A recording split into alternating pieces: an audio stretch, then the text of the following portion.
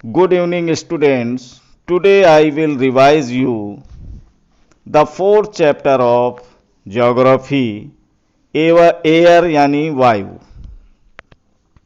Our Earth is surrounding by a huge blanket of air called atmosphere. हमारी पृथ्वी चारों ओर से वायु की घनी चादर से घिरी हुई है. All living beings on this earth depend on the atmosphere for their survival. पृथ्वी पर सभी जीव जीवित रहने के लिए वायुमंडल पर निर्भर हैं. It provides us the air we breathe and protect us from the harmful effects of the sun's rays. यह हमें सांस लेने के लिए वायु प्रदान करता है एवं सूर्य की किरणों के हानिकारक प्रभाव से हमारी रक्षा करता है. Without this blanket of protection, we would be baked alive by the heat of the sun during day and get frozen during night. यदि सुरक्षा की यह चादर न हो तो हम दिन के समय सूर्य की गर्मी से तृप्त होकर जल सकते हैं एवं रात के समय ठंड से जम सकते हैं. So it is this mass of air that has made the temperature on the earth livable. अतः यह वह वायु राशि है जिसने पृथ्वी के तापमान को रहने योग्य बनाया है. कंपोजिशन ऑफ द एटमॉस्फेयर, वायुमंडल का संगठन. Do you know that the air we take in while breathing is actually a mixture of many gases. क्या आप जानते हैं कि जिस वायु का उपयोग हम सांस लेने के लिए करते हैं वह अनेक गैसों का मिश्रण होती है. Nitrogen and oxygen are two gases which make up the bulk of the atmosphere. Nitrogen तथा ऑक्सीजन ऐसी दो गैसें हैं जिनसे वायुमंडल का बड़ा भाग बना है. Carbon dioxide, helium, ozone, argon and hydrogen are found in lesser quantities. Carbon dioxide, helium, ozone, argon एवं हाइड्रोजन कम मात्रा में पाई जाती हैं. Apart from these gases, tiny dust particles are also present in the air. इन गैसों के अलावा धूल के छोटे छोटे कण भी हवा में मौजूद होते हैं. The P chart give you the percentage of different constituents of air.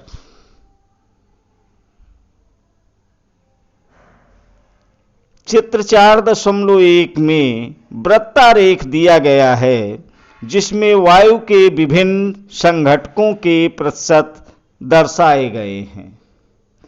Nitrogen is the most plentiful gas in the air. When we inhale we take some amount of nitrogen into our lungs and exhale it. Nitrogen वायु में सर्वाधिक पाई जाने वाली gas है जब हम सांस लेते हैं तब फेफड़ों में कुछ नाइट्रोजन भी ले जाते हैं, but plant need nitrogen for their survival.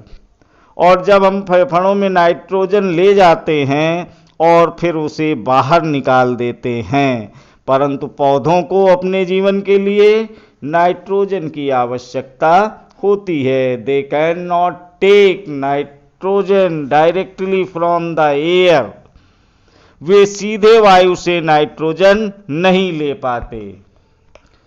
Bacteria that live in the soil and roots of some plants take nitrogen from the air and change its form so that plants can use it। मृदा तथा कुछ पौधों की जड़ों में रहने वाले जीवाणु वायु से नाइट्रोजन लेकर इसका स्वरूप बदल देते हैं, जिससे पौधे इसका उपयोग कर सकें। Oxygen is the second most plentiful gas in the air. Oxygen वायु में प्रचुरता से मिलने वाली दूसरी गैस है। Humans and animals take oxygen from the air as they breathe. मनुष्य तथा पशु सांस लेने में वायु से ऑक्सीजन प्राप्त करते हैं। Green plants produce oxygen during photosynthesis. हरे पादप प्रकाश संश्लेषण द्वारा ऑक्सीजन उत्पन्न करते हैं। In this way oxygen content in the air remains constant. इस प्रकार वायु में ऑक्सीजन की मात्रा समान बनी रहती है। If we cut trees then this balance gets disturbed. यदि हम वृक्ष काटते हैं तो वह संतुलन बिगड़ जाता है। Carbon dioxide is another important gas. Carbon dioxide अन्य महत्वपूर्ण गैस है। Green plants use carbon dioxide to make their food and release oxygen. हरे पादप अपने भोजन के रूप में कार्बन डाइऑक्साइड का प्रयोग करते हैं और ऑक्सीजन वापस देते हैं। ह्यूमंस और एनिमल्स रिलीज कार्बन डाइऑक्साइड। मनुष्य और पशु कार्बन डाइऑक्साइड बाहर निकालते हैं। The amount of carbon dioxide released by humans और animals seems to be equal to the amount used by the plants which make a perfect balance. मनुष्यों तथा पशुओं द्वारा बाहर छोड़े जाने वाली कार्बन डाइऑक्साइड की मात्रा पादपों द्वारा प्रयोग की जाने वाली गैस के बराबर होती है, जिससे यह संतुलन बना रहता है। However the balance is upset by burning of fuels such as coal and oil. परंतु यह संतुलन कोयला तथा खनिज तेल आदि ईंधनों के जलाने से गड़बड़ा जाता है। They add billions of tons of carbon dioxide in the atmosphere each year. वे वायुमंडल में प्रतिवर्ष करोड़ों टन कार्बन डाइऑक्साइड की बढ़ोतरी करते हैं। As a result the increased volume of carbon dioxide is affecting the earth's weather and climate। परिणाम स्वरूप कार्बन डाइऑक्साइड का बढ़ा हुआ आयतन पृथ्वी पर मौसम तथा जलवायु को प्रभावित करता है। Structure of the atmosphere. वायुमंडल की रचना संरचना। Our atmosphere is divided into 5 layers starting from the earth surface। हमारा वायुमंडल 5 परतों में विभाजित है जो पृथ्वी की सतह से आरंभ होती है। These are troposphere, stratosphere, mesosphere, thermosphere and exosphere. और इनके नाम इस प्रकार से हैं: क्षोभ मंडल, यानी ट्रोपोस्फेयर को क्षोभ मंडल कहते हैं। स्ट्राटोस्फेयर यानी समताप मंडल, मेसोस्फेयर यानी मध्य मंडल, थर्मोस्फेयर यानी बाह्य वायुमंडल एंड एग्जोस्फेयर बहिर्मंडल। तो troposphere this is layer is the most important layer of the atmosphere. क्षोभ मंडल यह परत वायुमंडल की सबसे महत्वपूर्ण परत है। Its average height is 13 kilometre. इसकी औसत ऊंचाई 13 किलोमीटर है। The air we breathe exists here. हम इसी मंडल में मौजूद वायु में सांस लेते हैं। Almost all the weather phenomena like rainfall, fog and hailstorm occur in this layer। मौसम की लगभग सभी घटनाएं जैसे वर्षा, कोहरा एवं ओलावर्षण इसी परत के अंदर होती है। स्ट्राटोस्फेयर समताप मंडल एवं the troposphere lies the stratosphere is extend up to height of 50 kilometre. क्षोभ मंडल के ऊपर का भाग समताप मंडल कहलाता है और यह लगभग 50 किलोमीटर की ऊंचाई पर फैला है। This layer is almost free from clouds and associated weather phenomenon making conditions most ideal for flying aeroplanes। यह परत बादलों एवं मौसम संबंधी घटनाओं से लगभग मुक्त होती है और इसके फलस्वरूप यहाँ की परिस्थितियाँ हवाई जहाज उड़ाने के लिए आदर्श होती हैं। One important feature of stratosphere is that it contains a layer of ozone gas।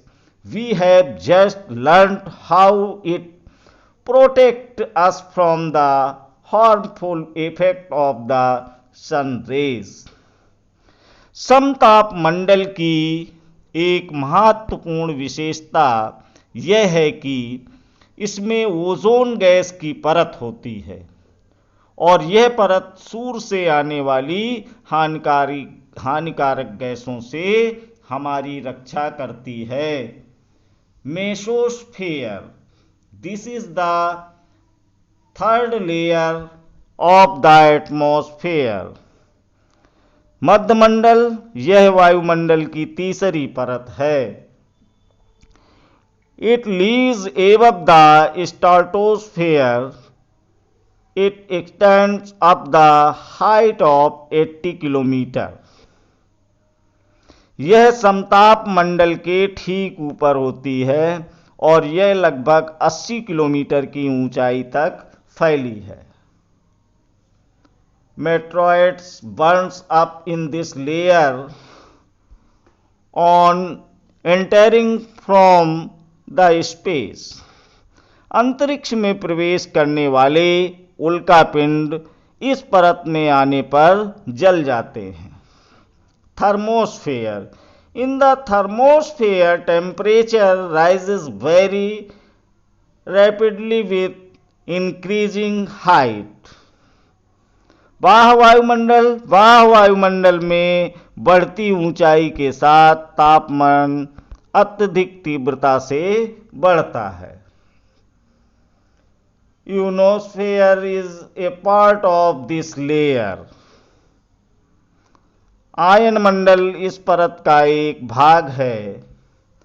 It extend between 80 to 400 kilometre. यह 80 से 400 किलोमीटर तक फैला है. This layer helps in radio transmission. Radio संचार के लिए इस परत का उपयोग होता है. In fact, radio waves transmitted from the earth are reflected back to the earth by this layer. वास्तव में पृथ्वी से प्रसारित रेडियो तरंगें इस परत द्वारा पुनः पृथ्वी पर परावर्तित कर दी जाती हैं. एक्सोस्फीयर, बहिर्मंडल.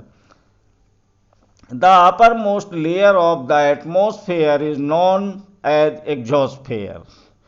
वायुमंडल की सबसे ऊपरी परत को बहिर्मंडल के नाम से जाना जाता है. This layer has very thin air. Light gases like helium and hydrogen float into the space from here. यह वायुमंडल की पतली परत होती है. हल्की गैसें जैसे हीलियम एवं हाइड्रोजन यहीं से अंतरिक्ष में तैरती रहती हैं. वेदर एंड क्लाइमेट, मौसम एवं जलवायु. It is going to rain today. क्या आज वर्षा होगी? Will it be bright and sunny today. क्या आज दिन साफ होगा और धूप निकलेगी? How many times have be heard this from anxious cricket fans speculating at the fate of a one-day match. कितनी ही बार हमने क्रिकेट प्रेमियों के मुंह से एक दिवसीय मैच के भविष्य पर अनुमान लगाते सुना होगा. We imagine our body to be a radio and the mind its speaker. Weather is something that fiddles with its control knobs. यदि हम कल्पना करें कि हमारा शरीर एक रेडियो है और मस्तिष्क उसके स्पीकर, तो मौसम वह है जो इसके नियंत्रण बटनों से छेड़छाड़ करता रहता है. Weather is this hour to hour, day to day condition of the atmosphere. A hot और humid weather may make one irritable. मौसम वायुमंडल की प्रत्येक घंटे तथा दिन प्रतिदिन की स्थिति होती है. आर्द्र एवं गर्म मौसम किसी को भी चिड़चिड़ा बना सकता है. ए pleasant breezy weather may make one cheerful and even plan for an outing. अच्छा हवादार मौसम हमें आनंद देता है और हम घूमने की योजना भी बना सकते हैं. Weather can change dramatically from day to day. However, the average weather condition of a place for a longer period of time represents the climate of a place. मौसम नाटकीय रूप से दिन प्रतिदिन बदलता है, किंतु दीर्घ काल में किसी स्थिति का औसत मौसम उस स्थान की जलवायु बताता है। Now do you understand why we have daily weather factors? क्या आप समझ गए हैं कि हम मौसम का दैनिक पूर्वानुमान क्यों करते हैं? Thank you.